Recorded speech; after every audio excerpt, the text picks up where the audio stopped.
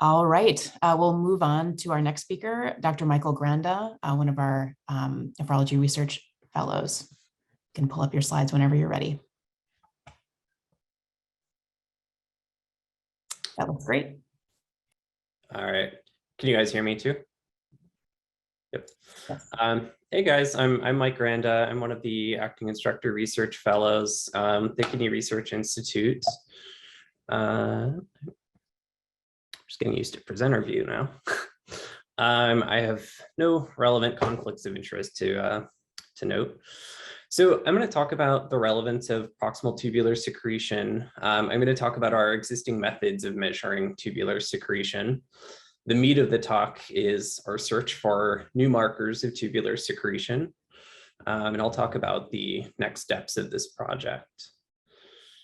So we might be all sort of familiar with this, the nephron broadly separated into the glomerulus and the tubule, which has several different segments.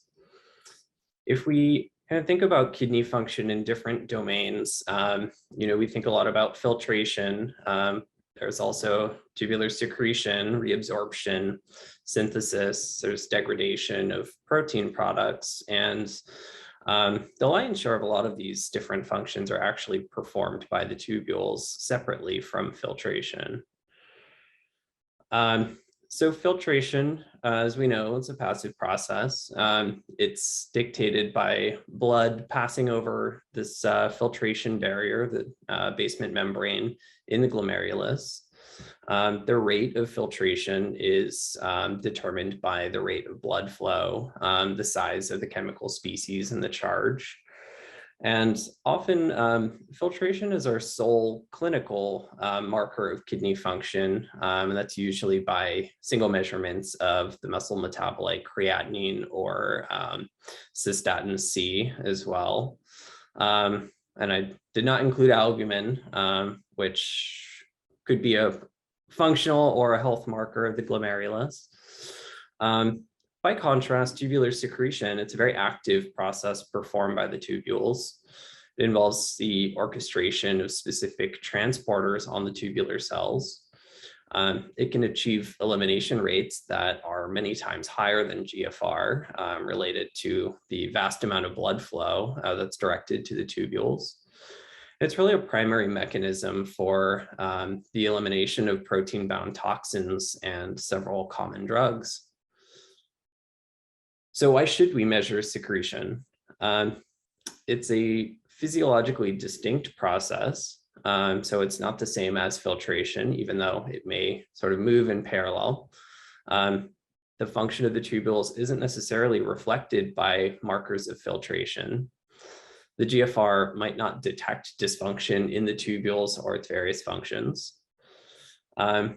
Tubular secretion is biologically more relevant to the clearance of many common drugs and uremic toxins that, as we know, are secreted and not necessarily filtered. In transplant, restoring secretory clearance is a significant benefit as compared to remaining on dialysis, which can really only recapitulate filtration. In transplant, tubular diseases are very common, and that can be due to things like rejection or as a side effect of immunosuppressant medications. All types of CKD basically end with atrophy of the tubules, so it's a common endpoint in vast types of kidney disease. A lot of the kidney protective medications that we use change the glomerular versus tubular dynamics in ways that we're not entirely certain on because we don't have common measures for tubular secretion. And really, the measurements that we have are only used in research, despite the fact that there's this clinical importance. And part of that is because we don't really have a gold standard method at this point of measuring tubular secretion. So to talk about some of the work that we've done here at UW, so applying measurements of secretion, we've shown that lower baseline clearance of secretory solutes is associated with GFR loss in 6 or 10 years in the Crick study or Jackson Hart. we've shown that residual secretory clearance is associated with a lower burden of uremic and heart failure symptoms in PD patients. We've shown that lower clearance is associated with some CKD metabolic complications, so more likely to have abnormal parathyroid hormone, triglycerides, or uric acid levels. A study that we'll talk about more, Proclaim, we estimated drug clearance using GFR and markers of secretory clearance and found sort of similar accuracy in predicting drug clearance. Recently in the Boston kidney biopsy cohort, we've shown that lower secretory clearance is associated with greater interstitial fibrosis, tubular atrophy. Pavan's working in critical illness and shown that secretory clearance is associated with adverse outcomes in ICU patients. And we've also shown that lower secretory clearance is associated with cognitive decline. This was a study by our own Ben Lidgard. So how are we doing this now? Our existing approach is by measuring the clearances of this panel of endogenously produced secreted solutes. That requires measurement of timed urine, multiple plasma collections. We've really refined this from sort of a large list of candidate solutes that were determined from a literature review of known protein-bound, avidly secreted solutes. These current solutes suffer from a need for paired plasma and timed urine collection, so multiple biologic samples. The assays themselves may not always be as reliable. There's some unacceptable inter-individual variability that make them less reliable markers. All of them have not performed terribly well as single plasma measures. So, the ease of creatinine measurement is part of its ubiquitousness. It's been difficult to validate any of these due to the lack of a gold standard. And so I would pose the question, what is a good approach for identifying new secretory solutes? Although the title of my talk might have given that one away. So this is our search for next generation secretory markers. So the ideal characteristics of these solutes should be something that's easily measured. It should have low diurnal and inter-individual variability. It should preferably have high protein binding and clearances exceeding GFR. So things that are more hallmarks of tubular secretion than filtration. Ideally, wouldn't be reliant on literature review of known solutes, as that can lead to bias based on things that we know or things that we may sort of determine as important characteristics. So opening us up to potentially solutes that we wouldn't have expected would be useful markers. Ideally, this would be something that works as a single plasma measure instead of paired urine and plasma clearance. And so the approach that we've determined would be a good course of action is through the high throughput screening of metabolites, which is known as metabolomics. So what is omics as a field? It's somewhat new in the past few decades. It uses high resolution techniques to screen different levels of biology. So starting from the genome to the transcriptome, seeing what genes are being expressed, to proteomics, where we're screening the proteins that have been translated, and finally to metabolomics, where we're screening small molecular metabolites that result from all of these previous processes. So the general process in metabolomics, we have our samples, so a biologic sample. We physically separate a complex biologic sample into its individual constituents using something like chromatography, so liquid chromatography, gas chromatography. We use some sort of modality to identify intrinsic chemical information about each compound, so things like mass spec or NMR. We identify or try to identify these compounds using spectral databases, of which there are many different metabolomic data sets that are freely available. And finally, we make an association with those metabolites with the outcome or a reference of interest. So then that begs the question, what would be our gold standard reference? It could be something that's endogenous versus exogenous, so administered to the patient. It should be something that's not subject to a lot of variation.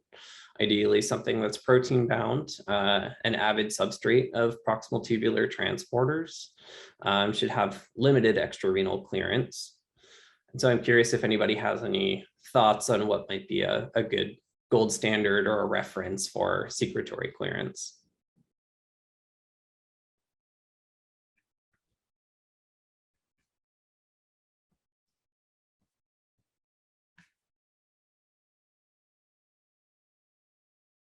No, it's a difficult one. So in this study, we've actually chosen furosemide. Furosemide is highly protein bound, so about 91 to 99% of it is bound to serum proteins. It's a known avid substrate of organic anion transporters 1 and 3. And it's actually FDA approved as a tracer medication to interrogate the oats. So this is the reference gold standard that we've chosen in this study. So to talk about PROCLAIM, the drug clearance study that I had mentioned earlier, this was the proximal tubular clearance of renal medication study. This was a dedicated pharmacokinetic study of tubularly secreted drugs. And so in visit 1, patients had received furosemide. They also got penciclovir.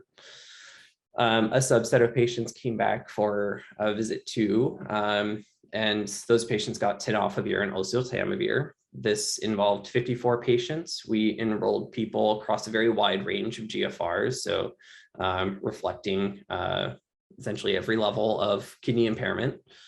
Patients were excluded if they had a history of requiring any sort of renal replacement therapy, had cirrhosis, nephrotic syndrome, or if they had active use of any of those study medications.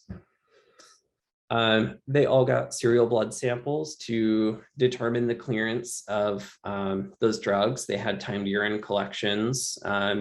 We measured secretory solutes, and we also had administered them iohexol and measured plasma disappearance to more accurately reflect the GFR, or the IGFR, iohexol GFR.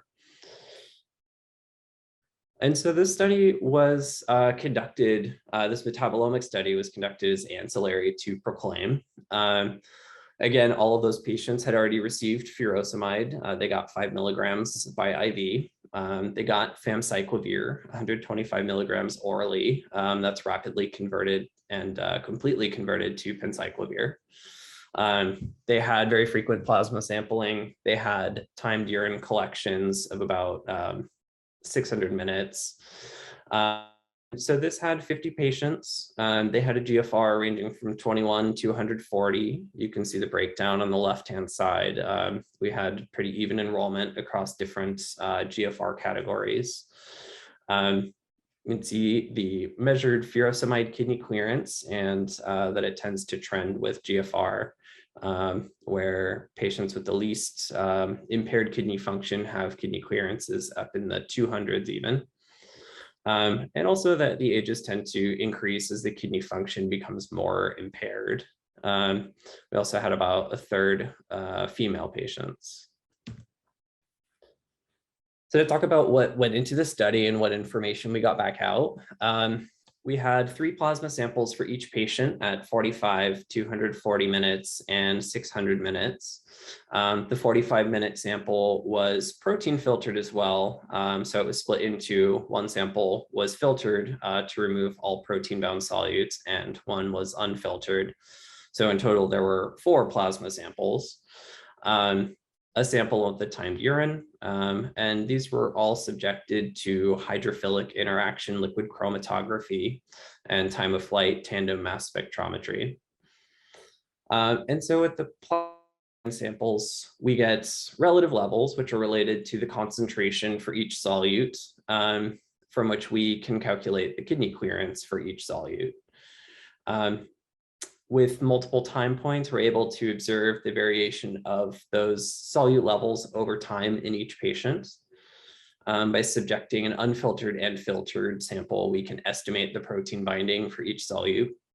And finally, with the IV furosemide that was administered as part of Proclaim, we were able to measure and very accurately get a reference for secretory clearance.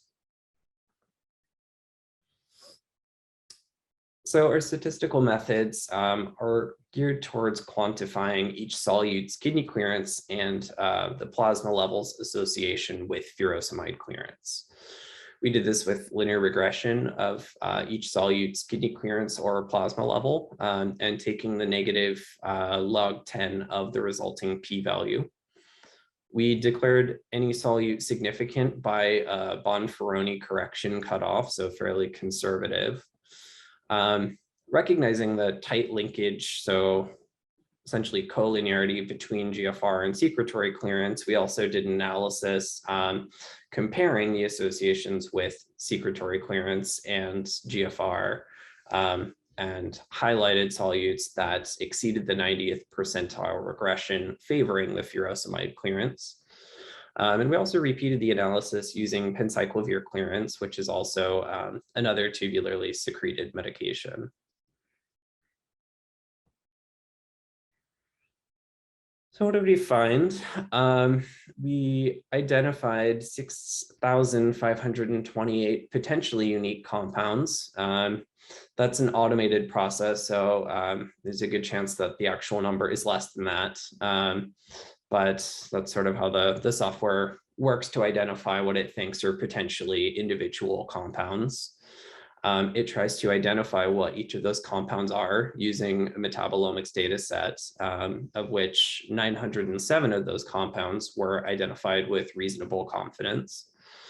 After you take out all of the pharmaceutical drugs and metabolites of those drugs, we're actually left with 528 named solutes. So what does this data look like? Each open circle here is an individual solute that was identified with reasonable confidence. So one of the 528 solutes. So not a pharmaceutical or a drug metabolite, aside from our test medications. In this graph, we're associating each solute's kidney clearance with furosemide clearance. So the y-axis shows the association with furosemide clearance. Excuse me. Where greater associations with furosemide clearance are higher up. The dashed line is the Bonferroni correction threshold that we set for significance. And then on the x-axis is the protein binding of the solute. So I guess just kind of looking at it, I would note that, a lot of the solutes have a not significant association with secretory clearance here. And overall, protein binding was actually surprisingly low across the entire data set. The mean binding was about 21%. So what are these compounds? The actual list of what we deemed were significant solutes is actually quite long. So this is just a snippet of some of the top hits. These are ordered according to their association with furosemide clearance, which is the negative log P furosemide.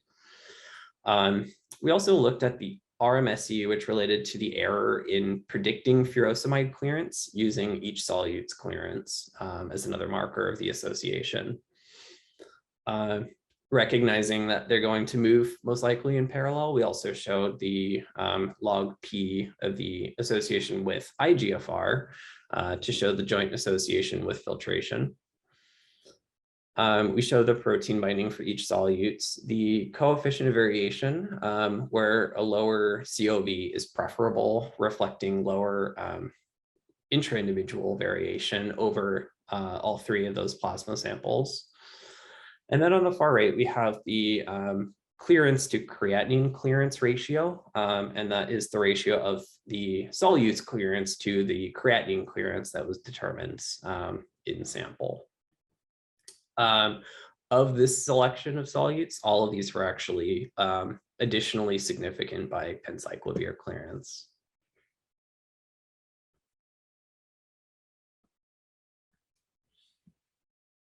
So this is some of the plasma level data. This is associating the transformed plasma level. So 1 over the solute level to the 0.7 power, which mimics the association that is used in the EGFR equations. And comparing that transformed plasma level with furosemide kidney clearance. Again, able to highlight a lot of these show a pretty strong association. Our cutoff was 4.02. So there are more solutes than what are reflected here. And again, a lot of these were also significant by pencyclovir clearance. So a good number of promising candidate solutes. I think it's interesting to talk about what these actually are. So what are these chemical species? So this is just a selection of some of the top hits, not necessarily ones that we think are well, most of these are hopefully going to be developed into future assays, but you know, there's a wide variety of what pathways these are related to. In general, a lot of them are related to amino acid metabolism or urea cycle. The first is related to the degradation of testosterone. It's actually a liver metabolite. Homocitrulline is related to the urea cycle. So it's a metabolite of ornithine metabolism. It's also present in white meat. The 4-hydroxyphenylacetic acid has an unknown role, but it's found ubiquitously in basically all human biosamples. It's also found in olive, cocoa, oats, mushrooms, so maybe diet derived. This fourth one is a minor fatty acid oxidation byproduct that happens to be related to PAH. So it's orthoaminohippuric acid, actually. There is evidence of associations with lung and breast cancer, tryptophan metabolism disorders. Just gentisic acid, also unknown, but very ubiquitous in metabolomic studies. It's a minor aspirin byproduct, and it's found in basically every organism, with elevated levels found in random plants like sage and thyme. And finally, another organic acid metabolism byproduct and fatty acid oxidation. So this is really just to highlight, you know, that these are all sort of interesting compounds for which the significance of them isn't exactly clear, but sort of a cross-section of some of the promising looking candidates that we found. So what are our conclusions? A lot of these candidate solutes displayed a very high association with the tracer for tubular secretion, in this case, furosemide. Several of the metabolites remained promising as either a kidney clearance, so plasma and urine, or plasma samples alone. Most promising solutes were also strongly correlated with pencyclovir clearance, except for a few minor number of them that didn't also correlate. It seems like furosemide for future studies might be a useful gold standard secretory marker for us to continue using. Our next steps, you know, one thing that I would highlight, there were 6,000 unnamed compounds that are potentially unique, probably not that many, but many of them were actually more highly associated than the named compounds that we listed. It's important to know sort of what is the metabolic significance of some of these compounds. So if they have relationships to other comorbid conditions, maybe would not be a specific enough marker for tubular secretion. We would need to develop targeted assays. So the concentrations or the levels that we get out of the study are highly relative, and they're not physical concentrations. So that would be important, and possibly, you know, these solutes don't exist in easily measured quantities. Validation of the secretory association, so making sure that with careful measurements with targeted assays that these associations hold up with tubular secretion. Then finally, you know, this is a very early step, but to develop a new biomarker, really, there has to be a strong clinical association and adaptation to use in a clinic. So, you know, having some patient-facing use would be sort of the last step in the development of a new biomarker. So a lot of people helped with this project. I definitely want to highlight my mentor, Brian Kestenbaum. David Prince was the biostat on this project, so did a lot of the heavy lifting and the statistical analysis. Oliver Fine was our colleague in metabolomics, whose center actually performed the metabolomics, and Andy Hoofnagel, who's helped along the way with the development of all of these secretory markers.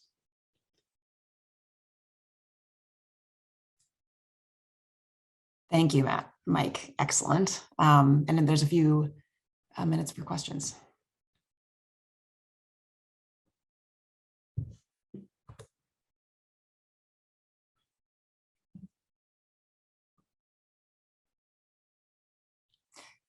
It's still amazing to me that you're having to start with making a case for the importance of tubular secretion and understanding function, because it seems like such a natural next step. I'm curious, you mentioned as the kind of last step on your future directions, but of course, always interested in what kind of clinical applications you might envision for this. And there's been presentations in the past about kind of differentiating between different disease states by using tubular versus glomerular function. I wonder also if there's a role for understanding chronicity, or if you know anything about that just occurred. I think that it's helpful to be able to delineate the different physiologic aspects of kidney function rather than sort of carte blanche putting them all under the heading of filtration and assuming that they move in the same direction. And certainly we see that different kidney disease processes have differential effects on the tubules versus the glomeruli, the interstitium, things like that. So I think, from the perspective of diagnosing disease, being able to have more specific information about how each part of the kidney is functioning is important, in the same way that, for many other organs, we have multiple metrics of their function. We have multiple liver enzymes. We, in taking an echo, look at all sorts of different aspects of heart function. So I think there's a lot of value in being able to differentiate, and certainly, while these are with large sample sizes, have been able to show that independent of GFR, changes in the clearance of these solutes has been associated with important clinical endpoints. In terms of the chronicity, yeah, I agree. Creatinine is an insensitive marker. And so is it more likely that you would see something like tubular atrophy or interstitial fibrosis through secretory markers? As of yet, we don't know. Part of that is, maybe there are better markers that would be more useful for the individual patient rather than these large sample sizes. That's really what's kind of geared this project in trying to find new markers.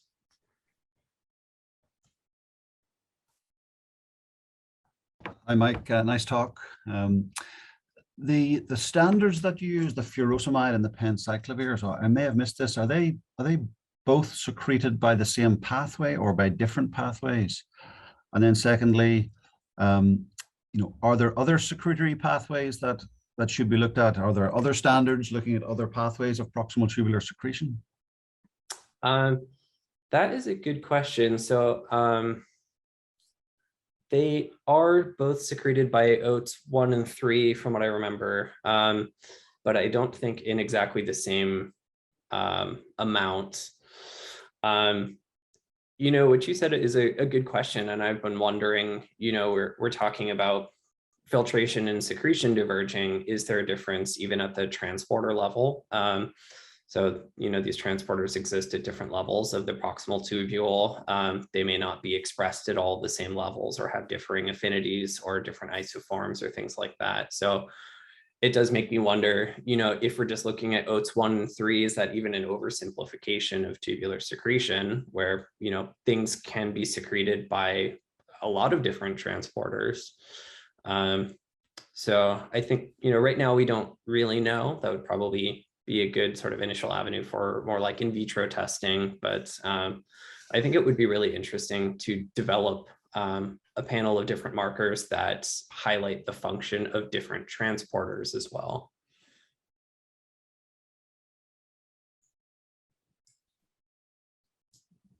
Well, thank you again. We'll move on.